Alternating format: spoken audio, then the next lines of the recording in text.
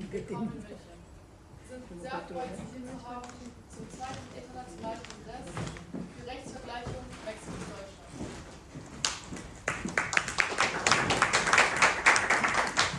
Presentamos al licenciado Hugo Abraham Sánchez Mestizo.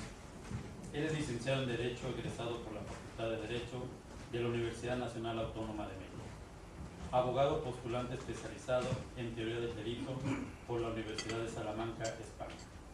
Maestrante en Teoría Crítica por la Postuniversidad 17, Instituto de Estudios Críticos. Doctor honoris causa por el Colegio Internacional de Profesionistas, CIC. Docente en la carrera de Derecho de la Universidad Abierta y Estancia de México. A principios del año 2013 fundó la firma de abogados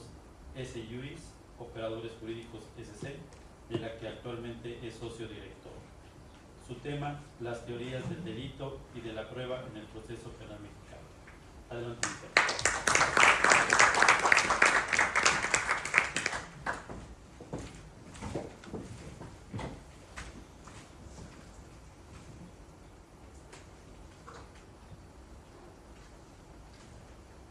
Agradezco sobremanera la atenta invitación para participar de este segundo Congreso Internacional de Derecho Comparado y desde luego también agradezco la amable presencia de todos ustedes. Verán, ahora que tengo en mis manos este presentador de diapositivas, así como este micrófono, y que me advierto rodeado de varias tecnologías, no puedo ser indiferente a cómo el ser humano, a veces para bien, a veces para mal, siempre busca facilitarse las cosas. Sin duda, uno de los propósitos de la inteligencia humana es la de hacer de este mundo un lugar menos problemático y más llevadero, más sencillo, más explicable. De ahí que tras los miles de años de evolución cultural que nos han llevado desde las cavernas al espacio, incluso todavía hoy nos sentimos atraídos por el denominado pensamiento mágico, por los atajos, por las simplificaciones, es decir, por ese conjunto de fórmulas, recetas, pautas o bien secretos que, aunque sea en apariencia, nos allanan el camino. No es gratuito que incluso títulos tales como El secreto del éxito o Cómo hacerse millonario en 10 sencillos pasos ocupen los primeros lugares de las superventas de libros. De nuevo, quizá hasta por un mero impulso natural, la sencillez nos seduce. Pero ¿a qué viene toda esta reflexión? Bueno, pues a que fue justo por una pregunta que fue motivada por esta tendencia simplificadora, por este pensamiento mágico, que me enfrenté al tema que hoy nos ocupa y con esto entro en materia. Un buen día, en un cierre de cursos, cierto alumno de la licenciatura en Derecho donde imparto clases me comentó algo así como: profesor, todo cuanto nos ha enseñado resulta por demás interesante, me queda claro que las etapas que conforman el proceso penal tienen su importancia y su complejidad específicas, pero dígame, más allá de regulaciones sobreabundantes, de florituras, dígame al grano, para usted, ¿cuáles son los temas que debe dominar todo operador jurídico en el proceso penal mexicano?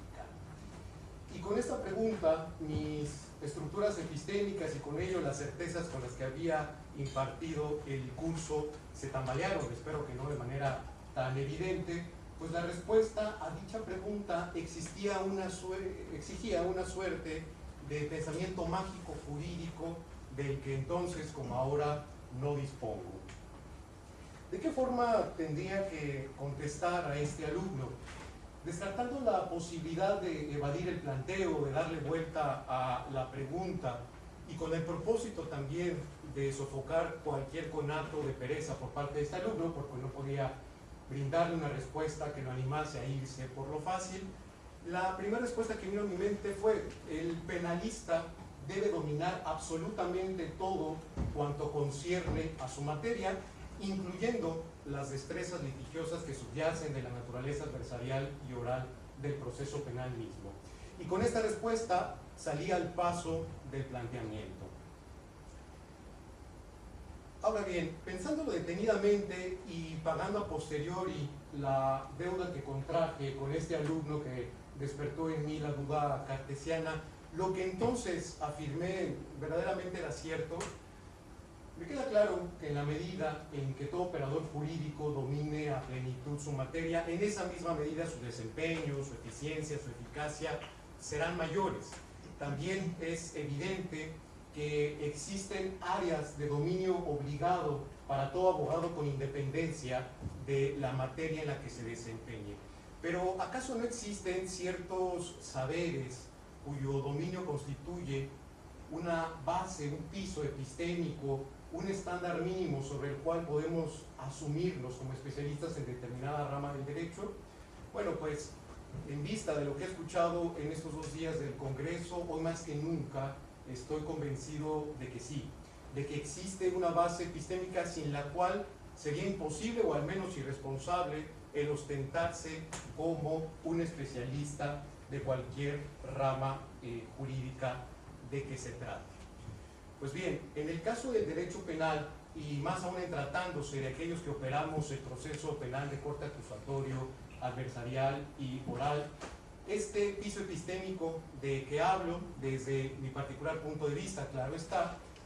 se conforma por al menos 5 categorías que yo englobo en lo que gusto de denominar mano del penalista. Es decir,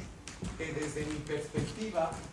quien no se ha versado en derechos humanos, en teoría del delito, en teoría de la prueba,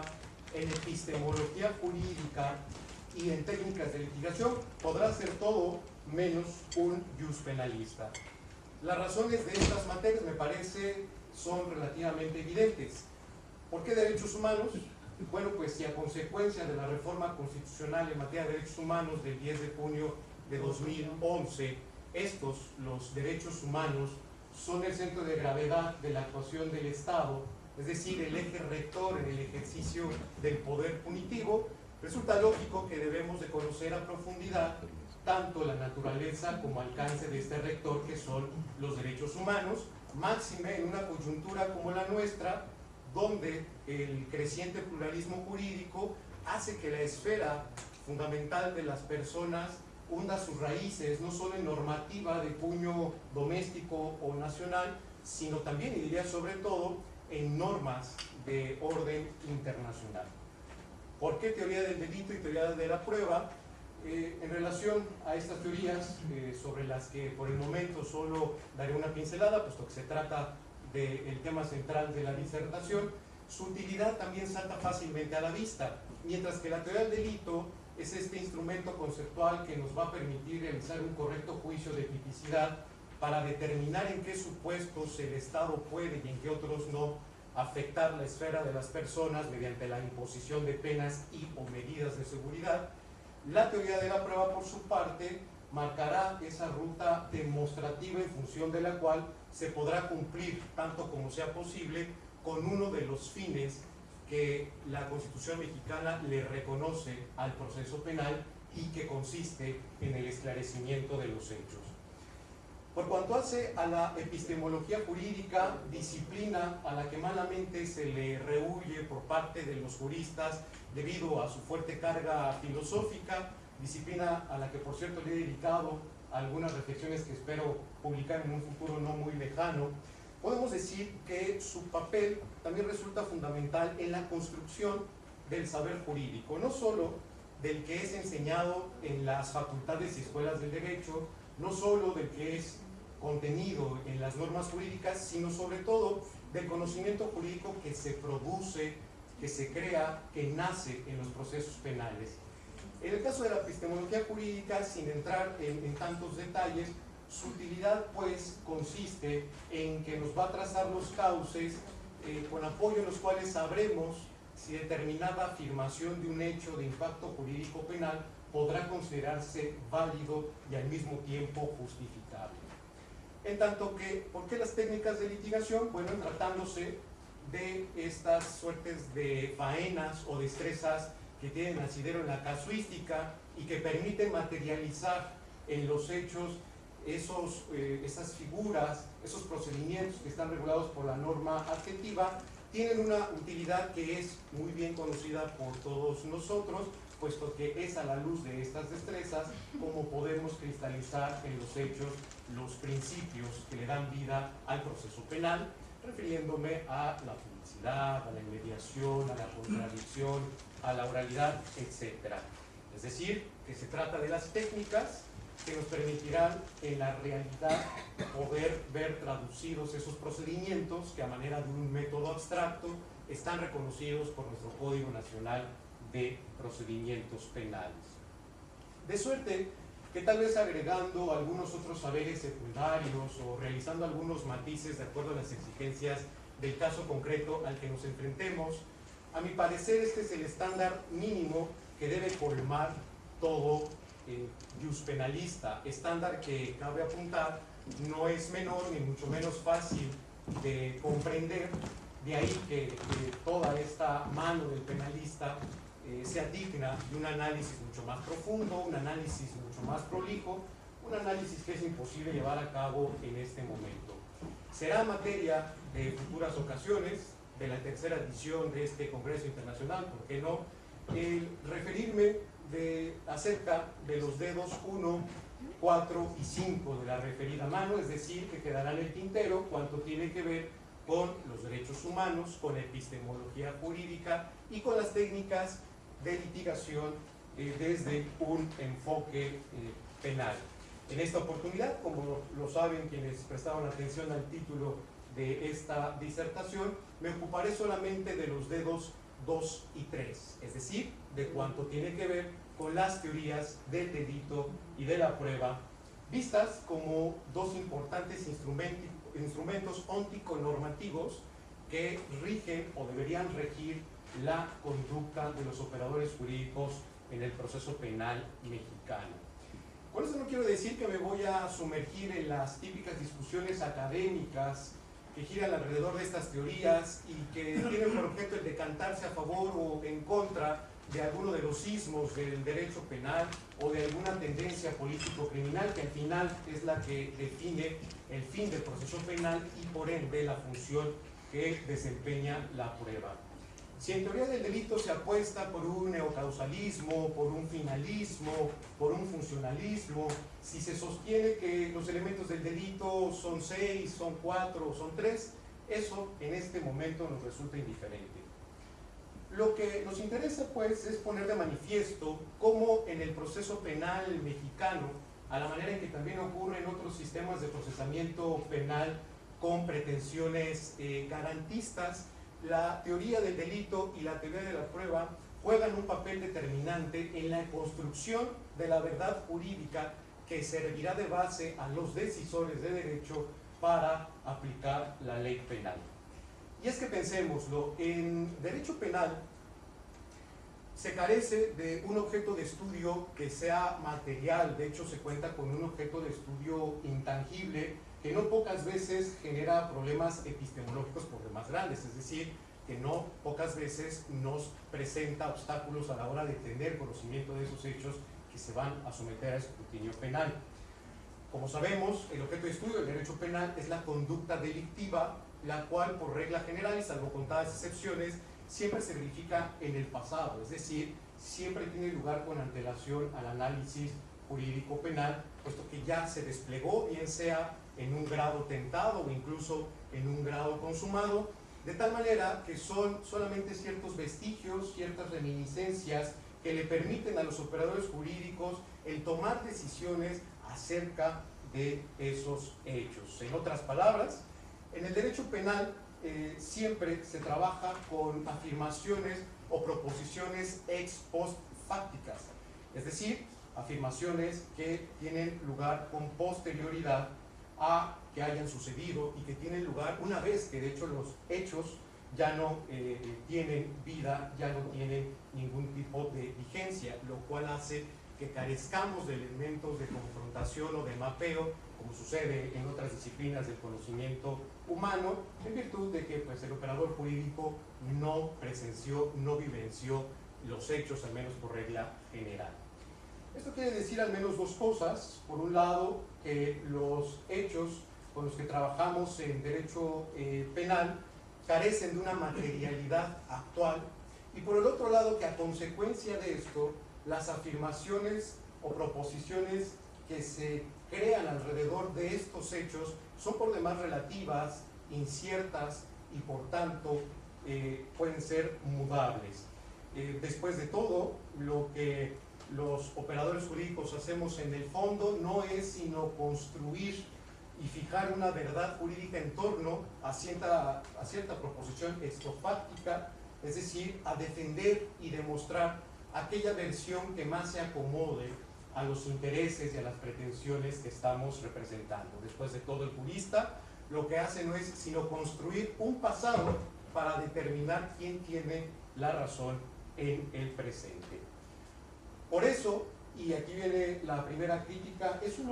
error suponer que en derecho penal trabajamos con hechos totalmente verificados, con versiones únicas, a las cuales solamente corresponde someter a el filtro de la teoría del delito para determinar si estamos en presencia de una conducta y si ésta, en todo caso, es típica, antijurídica, imputable, culpable y punible. Es común escuchar explicaciones y ejercicios sobre la teoría del delito de los que se parte de la errada premisa de que los hechos ya están totalmente dados, ya están consolidados, de suerte que solo es cuestión de consolidarlos.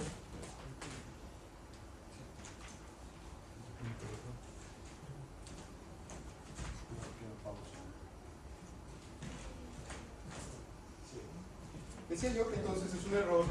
suponer que trabajamos con hechos que ya están verificados o contrastados, de manera que estos son los que dan lugar a la actualización de la teoría del delito y no que la teoría del delito es la que perfila cierta actividad probatoria. Dicho de otra manera, y aquí viene una segunda crítica al concepto tradicional, a pesar de que el artículo 20, apartado A, fracción primera de nuestra Constitución Política de los Estados Unidos Mexicanos, establece que el proceso penal es un método de constatación, al decir que uno de sus propósitos, uno de sus objetos consiste en esclarecer los hechos. Lo cierto es que esta pretensión en la práctica está muy alejada de ser cierta, pues a lo sumo nuestro proceso penal es un método de fijación, más no de comprobación de los hechos. Es un proceso de construcción, más no de constatación de los hechos, un método pues en el que los operadores jurídicos luchan porque su versión, hoy conocida como teoría del caso, pueda convertirse eventualmente en una verdad jurídica. En esta tesitura, si en el proceso penal se crea, mas no se recrea una verdad jurídica, no podemos seguir sosteniendo que primero vienen los hechos, que luego son interpretados a la luz de la teoría del delito y que finalmente esto deriva en una actividad probatoria tendente a acreditar la proposición a la que se arribe. Desde mi punto de vista sucede lo contrario, es en función de las pruebas de que disponemos en el caso concreto cómo se actualiza cierta configuración de la teoría del delito, en función de la cual se dará lugar a una actividad probatoria que finalmente se traducirá en la creación de una verdad jurídica que servirá de base para imponer alguna pena y o medida de seguridad. Luego entonces es la prueba la que vivifica y torna útil al derecho, puesto que en el ámbito del derecho penal, donde se carece de un objeto material y que pueda ser al mismo tiempo mapeable, que pueda ser constatado, el arte del proceso, como decía Jenny Besta, no es esencialmente otra cosa que el arte de administrar pruebas, o como también al respecto decía Francesco Carrara de una manera más literaria,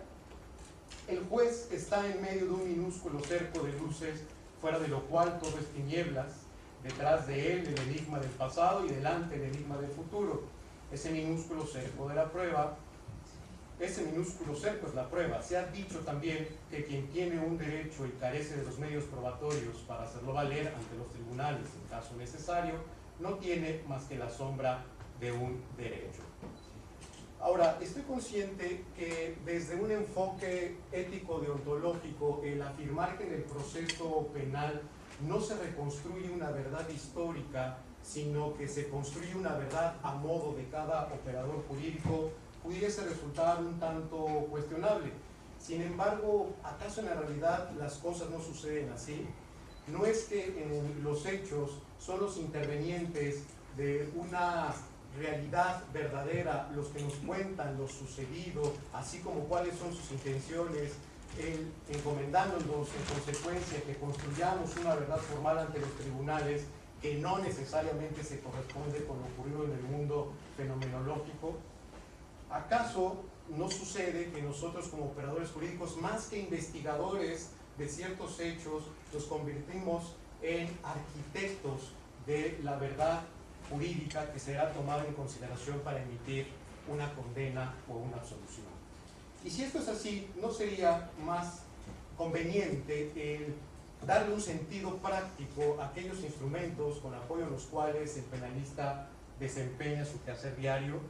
Mi postura, claro está, es que no podemos pasar inadvertida la relatividad de los hechos de impacto jurídico penal, como tampoco la importancia que en consecuencia revisten los instrumentos que nos ocupan, refiriéndome, claro está, a la teoría del delito y la teoría de la prueba. Si invariablemente nos enfrentamos a hechos de dudosa correspondencia real, debemos entonces dominar a fondo todo cuanto tiene que ver con estas dos teorías, porque en buena medida de estas depende la construcción de la verdad jurídica que será justipreciada por los decisores jurídicos para emitir alguna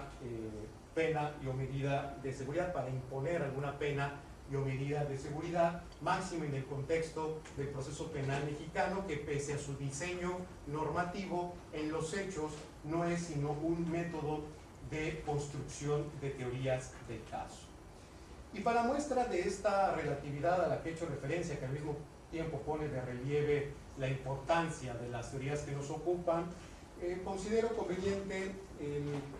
tomar como punto de referencia una narrativa no tomada de los clásicos ejemplos de manual del tipo A priva de la vida a B, ni tampoco el servirnos de una narrativa de algún asunto de relevancia real, de relevancia mediática, sino que en esta ocasión elegí el servirnos de una narrativa extraída de la literatura que, por cierto, a veces nos hace falta consumir a los abogados con mayor frecuencia. Particularmente quiero basarme en La carta robada, que es un relato corto escrito por Edgar Allan Poe, cuya traducción al español, por cierto, corrió a cargo de otro gran escritor como lo es Julio Cortázar.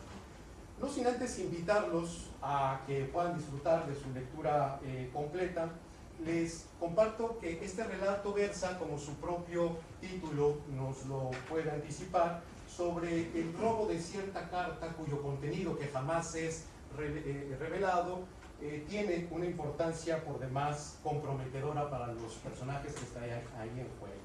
Los personajes de esta historia son cuatro: el detective Dupin, este famoso detective del mundo y universo literario de Poe, el prefecto de la policía de París, el narrador y el ministro de él. A grandes rasgos, un resumen podría ir de la siguiente guisa. Resulta que el prefecto de la policía de París encomienda al detective Auguste Dupin la misión de resolver el misterio de una carta robada de las habitaciones reales cuyo contenido afectará a una persona encumbrada en caso de que sea divulgada. El supuesto ladrón es el ministro de él, al que la propia víctima vio cometer el hecho. Auguste Dupin se niega a tomar el caso, dando consejos al prefecto de la policía de París de cómo revisar la propiedad del ladrón a fin de hallar la carta en cuestión, ya que ninguna de las búsquedas que se habían realizado habían prosperado. A pesar de tales consejos, las investigaciones del prefecto continúan siendo inútiles, así que vuelve de nuevo derrotado a la casa de Dupin, pero esta vez ofrece una recompensa para resolver el caso y Dupin acepta de manera inmediata, pues previamente ya había recuperado la carta motivado por una sed de venganza. En el relato se da a entender que entre el detective Dupin y el responsable de haber robado la carta, que es el ministro de él, existían ciertas rencillas previas. Utilizando un ardid y mucha sapiencia para distraer la atención del ministro de él, Dupin reemplaza la carta robada por un facsímil sin valor alguno. La argucia es genial y el detective parte de razonamientos lógicos para averiguar el escondite y de un profundo análisis de la psicología del delincuente se sale con la suya. A grandes rasgos, de esto versa el relato en comento. Y sin meternos en las implicaciones literarias y hasta lingüísticas de esta proeza de Poe, lo que a nosotros nos interesa destacar es cómo el relato en comento, donde un mismo objeto, la carta, tiene distintas significaciones según la óptica del personaje desde que se mire, es decir, según el contexto en el que se sitúe, representa fielmente a lo que ocurre en el análisis jurídico penal, donde de la misma manera un mismo objeto, entiéndase prueba, puede tener distintas significaciones según la óptica del operador jurídico desde que se vea, es decir, según la teoría del caso que sea planteado. En efecto, nótese cómo en el universo literario creado por Poe, el mismo objeto, la carta, representa algo diferente y siempre más allá de su naturaleza, según la posición del sujeto con el que se asocie. De esta manera, la carta robada tiene al menos las siguientes significaciones. La carta equivale a honor y seguridad en el caso de la reina, persona a la que se hace referencia de manera indirecta por ser la propietaria de la carta. La carta equivale a desconocimiento y traición en el caso del rey, una persona también a la que se hace referencia de manera indirecta y que se da a entender que el contenido de la carta le compete y eventualmente le afecta. La carta equivale a manipulación y beneficio en tratándose del ministro del responsable del robo. La carta equivale a deber y recompensa en tratándose del prefecto de la policía de París. Y finalmente el mismo objeto, la carta, equivale a dinero y vendetta en tratándose del detective Dupin. La anterior variación del significado según la contextualización del significante no hace sino poner de relieve, volviendo al tema del proceso penal, tanto la relatividad de las proposiciones fácticas con las que trabajamos, así como también el papel vivificador de la prueba, que es la que, como se dijo, da lugar a una actualización de cierta configuración de la teoría del delito, de la cual a su vez deriva una actividad probatoria en pos de determinada verdad jurídica.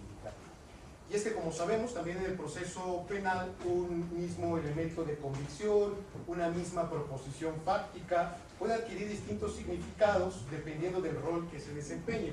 Variación que además propiciará una actividad procesal orientada bien a robustecer aquellas versiones que nos convengan o bien a desvirtuar o a matizar aquellas otras que nos resultan perjudiciales. Por ejemplo, visto con ojos de penalista y con apoyo en las variaciones semánticas antes establecidas, el relato de Edgar Allan Poe permite al mismo tiempo establecer unas proyecciones en cuanto a la actividad procesal que eventualmente se pudiese suscitar si defendiéramos a alguno de los intervenientes, a alguno de los personajes de este relato. En el caso de la reina, por ejemplo, que vendría a ser la víctima directa de la carta, representa este objeto, el objeto material del delito cometido en su contra, y por tanto al respecto se asumiría la actualización de todos los elementos del hecho, todos los elementos del delito, y por ende la actividad probatoria estaría encaminada justo a acreditar tanto la existencia de esa carta como el desapoderamiento de la misma. En sentido inverso, en el caso del ministro D, que en este caso sería el imputado, la carta representa el objeto material del delito que le es atribuido. En este caso se asumiría la exclusión de alguno de los elementos del delito, bien sea aduciendo alguna ausencia de conducta, alguna tipicidad o la actualización de alguna causa de justificación, y por ende la actividad procesal iría encaminada a evidenciar dicha exclusión. Y es que de nuevo, en el derecho penal, donde no hay absolutos, la verdad es variable, mutable, de modo que puede construirse con las debidas reservas, claro está, según las necesidades de cada operador jurídico, quien se sirve de las teorías del delito y de la prueba justo para ello, porque de hecho así el proceso penal lo propicia. He dicho que pese a su diseño normativo y al carecer de una verdadera investigación, el proceso penal mexicano es una especie de palestra donde las proposiciones fácticas de los intervenientes que mejor se sustenten terminan convirtiéndose en verdades jurídicas. Así pues, a la luz de todo lo antes expresado, vale la pena quedarnos con lo siguiente. 1.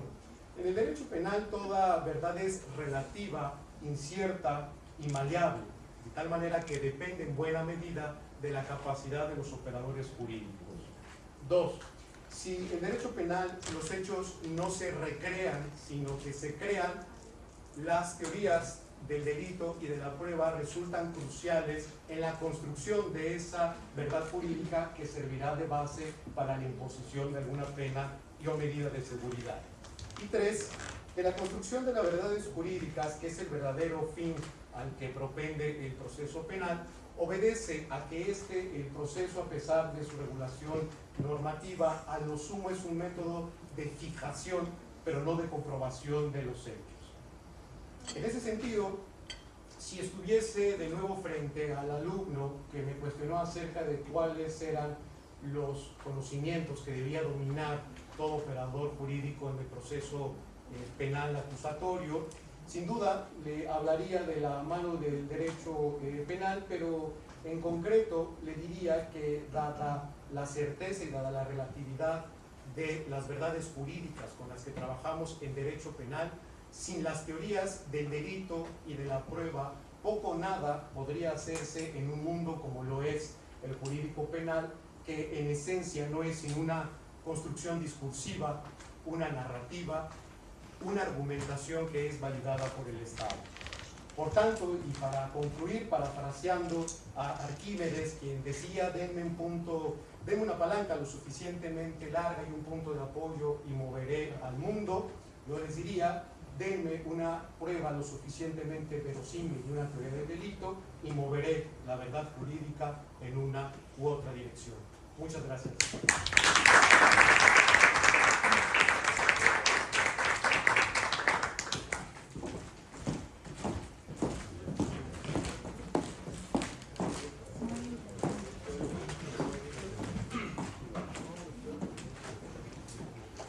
Muy bien, pues muy interesante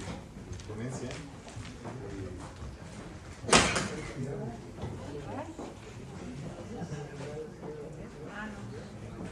El Colegio Nacional de Profesionistas que Postgraduaron Derecho y el Centro Universitario de Estudios Jurídicos otorgan el presente reconocimiento al licenciado Hugo Abraham Sánchez Mestizo por su invaluable participación en este segundo Congreso Internacional de Derecho Comparado sobre materia aduanera, fiscal, marítimo, penal, civil, familiar y constitucional, llevado a cabo los días 24 y 25 de julio de 2023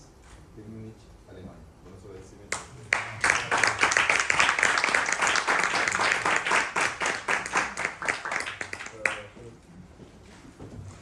Bueno, y así damos fin a esta segunda jornada. Bueno, la primera jornada del día de hoy, bueno, sigue bien.